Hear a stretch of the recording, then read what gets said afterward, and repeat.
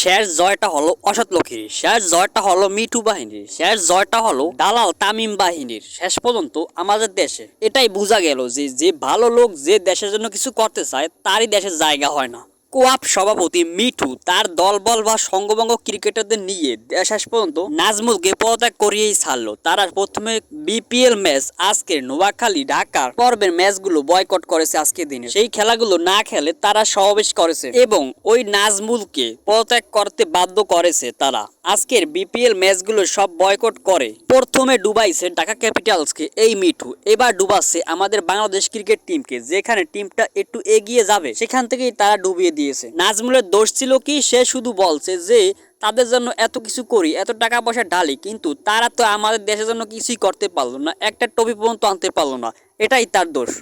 তিনি সত্য কথা কেন বললো, কেন সত্যের কথা বললো, কেন ক্রিকেটারদের নিয়ে কথা বললো? তারা তো টাকার জন্যই খেলে, এটা বলছে দেখে তার দোষ হয়ে গেছে। ক্রিকেটারদের এই খেলা বয়কট করার কারণে আমিনুল ইসলাম বুলবুলের বাধ্য হয়েছে ওই নাজমুলকে পদত্যাগ করানোর জন্য। শেষ পর্যন্ত এটাই বোঝা গেল যে আমাদের দেশে যে সত্যের পথে থাকবে, যে দেশের জন্য কিছু করতে চাবে, তাকেই দেশ থেকে বয়কট করা হবে, দেশ থেকে বাদ দেওয়া হবে। অন্যদিকে বিপিএল এর আজকের দিনের সবগুলো ম্যাচ বয়কট করা এবং বাদ দেওয়ার কারণে দর্শকরা ক্ষুব্ধ হয়ে মাঠে ভাঙচুর করেছে এবং তারা ক্রিকেট কি বয়কট করার সিদ্ধান্ত নিয়েছে। কারণ এই সব অসৎ লোকদের দ্বারা আমাদের দেশের কিচ্ছু হবে না, শুধু আমাদের দেশের টাকা পয়সা খরচ লস। কোয়াপ সভাপতি মিঠু যে সমাবেশ ডেকেছে সেই সমাবেশে দেখা গেছে কিছু কিছু ক্রিকেটাররা এর বিপরীতে, তারা যাইতে চায়নি কিন্তু জোর করে নিয়েছে। তাহার মধ্যে অন্যতম মুস্তাফিজুর রহমান, যে কিনা যাইতে চায়নি, 2-3 বার ডেকে তাহার পরে জোর করে নিয়ে গেছে। লিটন কুমার দাস আরো অন্যান্যরও আছে, কারণ তাদের বিবেকে বাঁচছে, তাদের বিবেক বুদ্ধি আছে। কিন্তু ওইসব লোকদের তো বিবেক বুদ্ধি নাই, শুধু দেশকে ডুবানোর ইফতার।